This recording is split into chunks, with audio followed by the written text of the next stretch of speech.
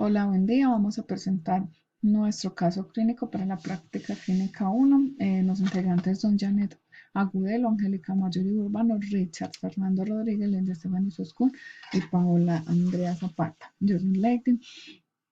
Presentamos nuestro caso clínico con una paciente de 50 años que sufre caída desde su propia altura sobre el hemicuerpo izquierdo. La paciente ingresa pues, al servicio de urgencias con trauma en miembro superior y miembro inferior. Se valora físicamente, la cual no presenta ninguna patología de importancia, neurológicamente estable, con una calificación en la escala de Glasgow de 15. Se presenta sin dificultad respiratoria, con abdomen distendido, sin ninguna alteración en los ritmos cardíacos. La valoración entonces en cuanto al traumatismo, en la mano se ve un punto de afrontamiento, es decir, una herida abierta con sangrado activo, sin infección, con una avulsión del tejido en el tercer, en la tercer falange a nivel distal. Vamos a mirar entonces también lo que es el tobillo y se ve un edema y una deformidad debido al trauma. A la paciente se le toman radiografías de tobillo. Esta sería entonces la radiografía correspondiente al tobillo con una proyección anterior posterior y una proyección lateral, antero-posterior y una proyección lateral. Se ve entonces una pérdida en la línea cortical, lo que hace característica de las fracturas. Esta es una fractura trimaleolar. Tenemos acá una luxación tibia estragalina. Vemos como tibia y peroné salen de su posición correcta para desestabilizarse. El maleolo medial, el que es este, y el maleolo lateral y el maleolo posterior sufren entonces una fractura. Acá valoramos entonces que también la paciente presenta un espolón dorsal acá en el tendón de Aquiles. No presenta fractura en el calcáneo porque se valora por medio del ángulo de Borner, que se valora desde esta parte de la tuberosidad posterior hacia la articulación tibial-estragalina y no presenta pues, ninguna alteración en ese ángulo, lo cual quiere decir que no hay fractura.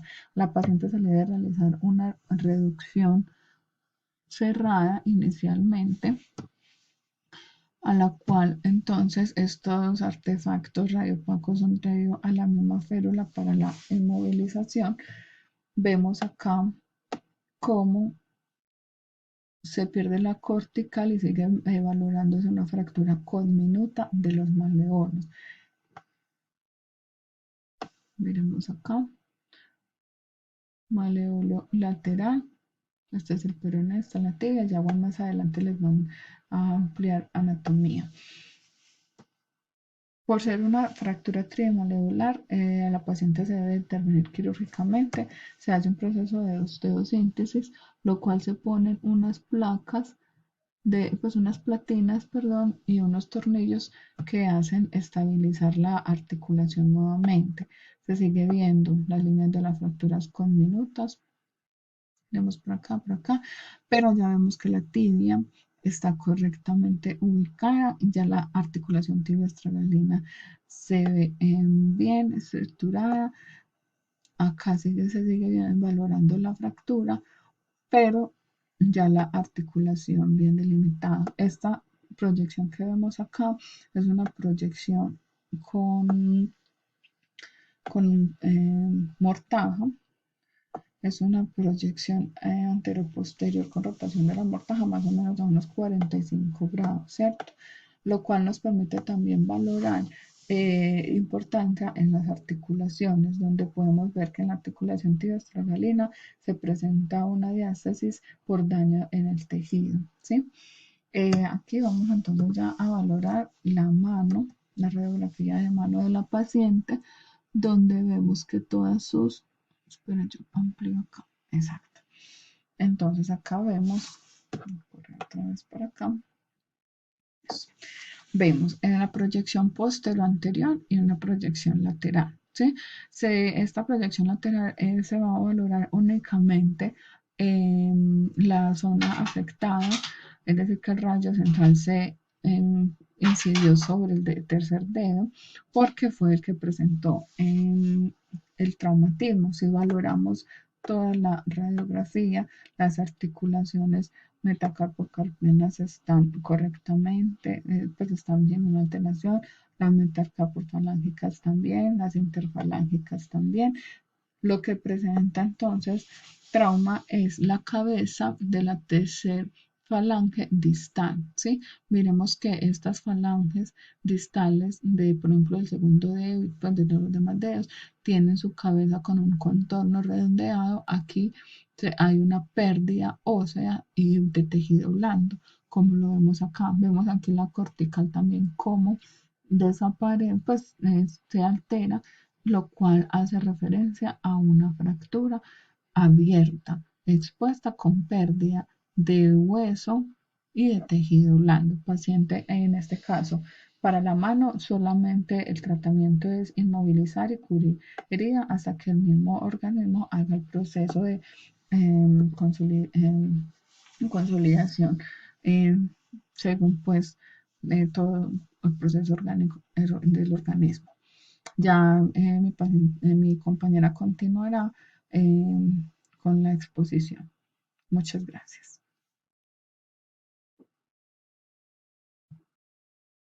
Bueno, en cuanto a la anatomía del tobillo, pues una articulación situada entre la pierna y el pie está conformada por 3 huesos que son la tibia, el peroné y el astrágalo. La tibia y el peroné que son los encargados del movimiento hacia adelante y hacia atrás y el astrágalo pues encargado de soportar el peso del cuerpo.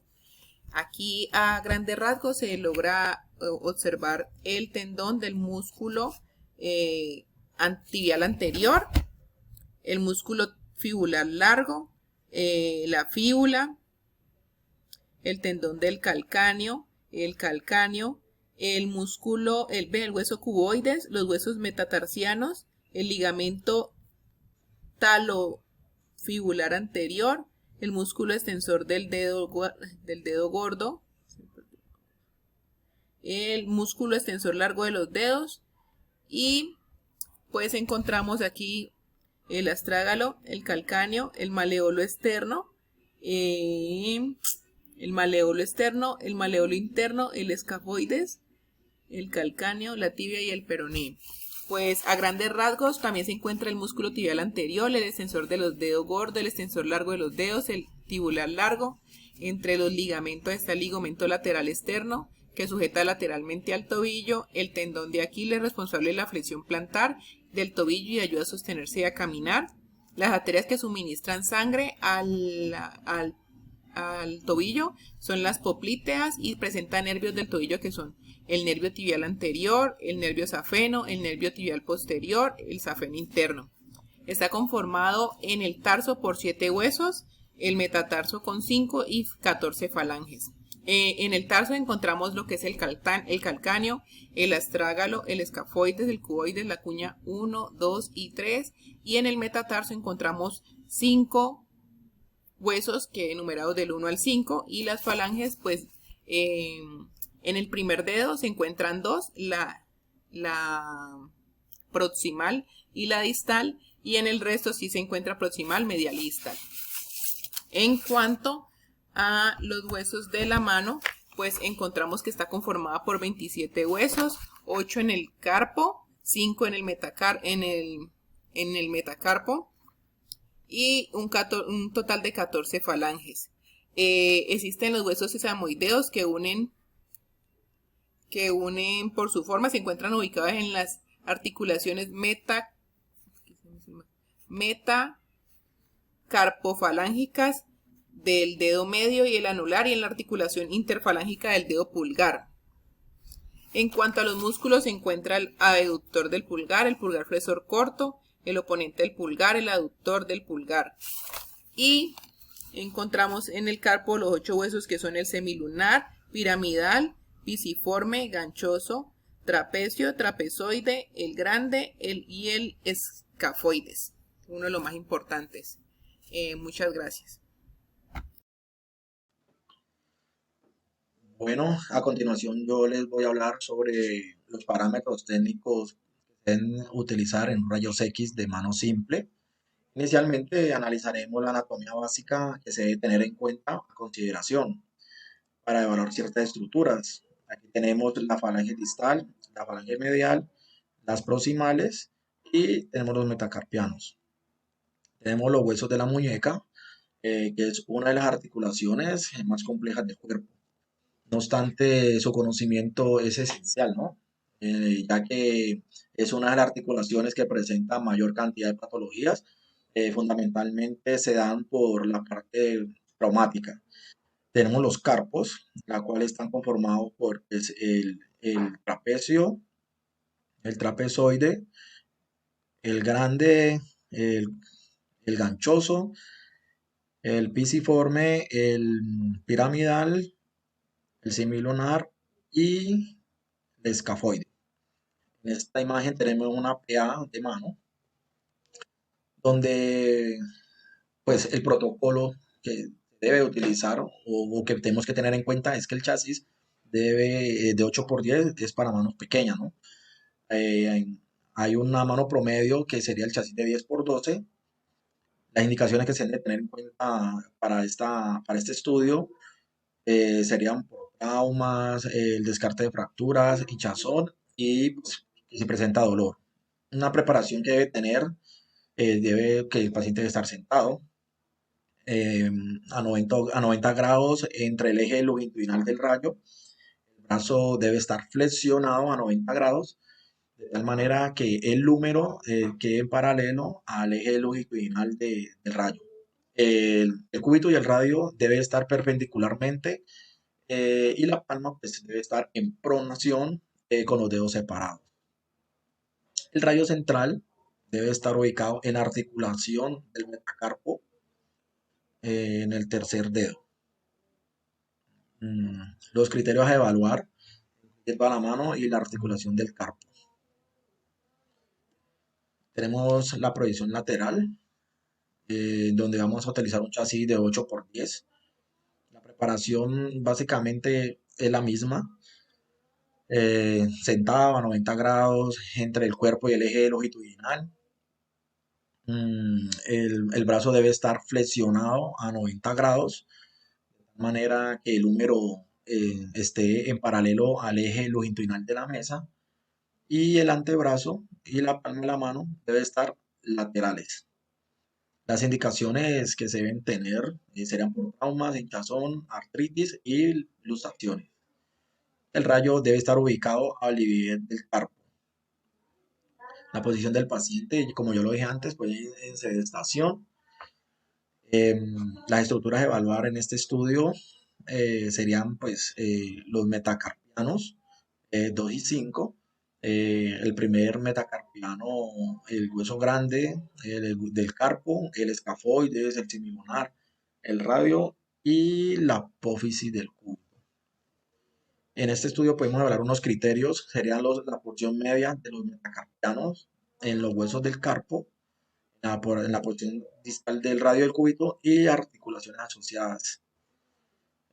Vamos a lograr ver la cabeza del cúbito superpuesta al rayo distal. Tenemos una proyección oblicua de mano, donde de igual manera el protocolo nos habla de que si una mano pequeña es un chasis de 8x10 y una mano promedio pues un chasis de 10x12. La preparación básicamente la misma. El paciente se estaciona a 90 grados entre el cuerpo longitudinal de la mesa del rayo, el brazo flexionado a 90 grados, de tal manera pues que el húmero quede paralelo al longitudinal de la mesa y el cúbito y el radio sean pues, perpendiculares. A su vez, debe intentar apoyar todo la llama de los dedos para un mejor estudio.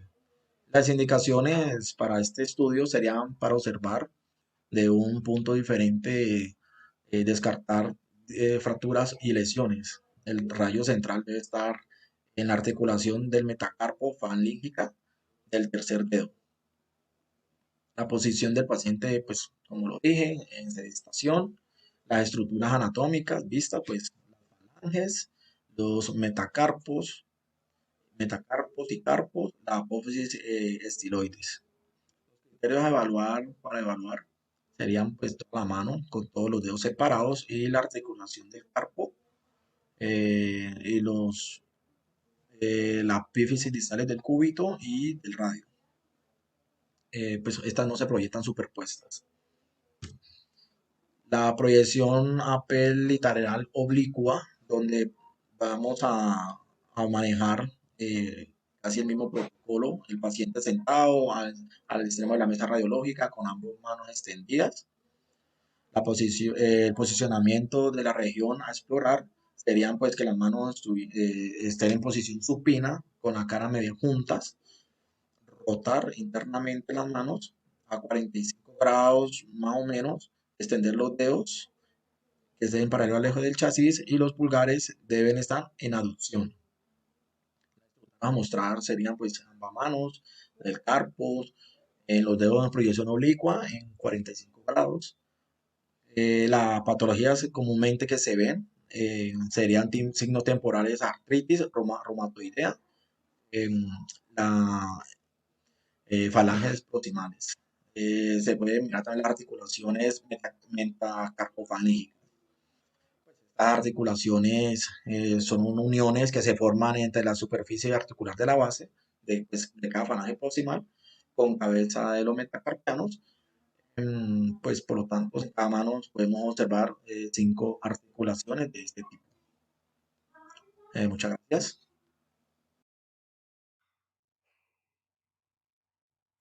Hola, ¿qué tal? Mi nombre es Janet Agudelo Bueno. En esta ocasión vamos a hablar de los protocolos de tobillo. Aquí en la imagen se ve el tobillo en AP. Tiene que ser perpendicular a la película, colocar el chasis debajo. El rayo es central a la articulación 1 centímetro, por encima extremo del malévolo interno y centro del chasis. Ajustar el diafragma, identificar ambos lados.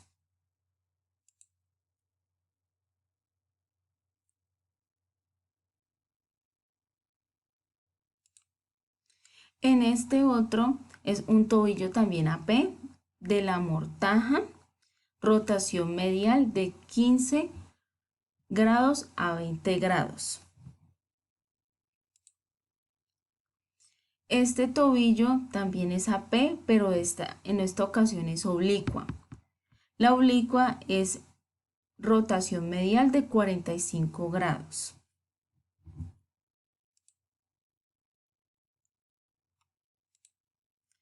En esta podemos ver la lateral. La lateral tiene que siempre ser el paciente de cúbito supino. En la mesa con la rodilla ligeramente flexionada y el tobillo de perfil, apoyando pues sobre el malévolo externo a un chasis de 24×30. El rayo central siempre es perpendicular a la articulación sobre el malévolo interno y el centro del chasis.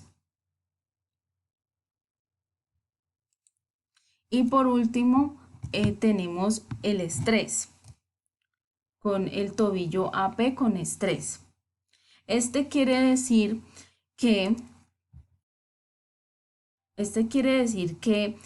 también el paciente es supino, ya que él siempre va por debajo del tobillo, es central la articulación, el rayo siempre es perpendicular a la articulación, el tobillo siempre es AP neutro, se realizan dos proyecciones, una inversión y una eversión, para visualizar la separación articular y de pronto puede ser un desgarre o una ruptura de ligamentos. Muchísimas gracias. Deontología. No debemos de utilizar radiaciones mayores a las estipuladas en los protocolos porque esto puede ser perjudicial tanto para los pacientes como para nosotros. Si el paciente ingresa inmovilizado a la sala de radiología, debemos de tomarle las proyecciones tal cual como el paciente ingrese a la sala, tratar de que sean mínimo 2 y que sean completas para así le puedan brindar un mejor diagnóstico. Si el paciente es muy pesado, siempre pedir ayuda para no causarnos una lesión nosotros y tener mucho cuidado en la movilización de sus extremidades superiores e inferiores para evitar un trauma adicional en el paciente. No es correcto brindar un diagnóstico a los pacientes, esto sí lo debe realizar el médico tratante. Antes de realizarle las proyecciones al paciente debemos de confirmar los datos personales, su nombre, su identificación, su número de documento. Si el paciente no está en capacidad de brindarnos esta información, nos apoyamos con un familiar que esté con él. También tener mucho cuidado porque a veces llegan muy susceptibles, entonces brindarles un trato humanizado, cordiales. Y muy importante siempre tener en cuenta nuestras normas de bioseguridad y nuestras normas como protección radiológica para nosotros, que son el chaleco plomado, el cuello de la tiroides, los guantes, el tapaboca, las gafas para evitar también infecciones cruzadas. Muchas gracias por su atención.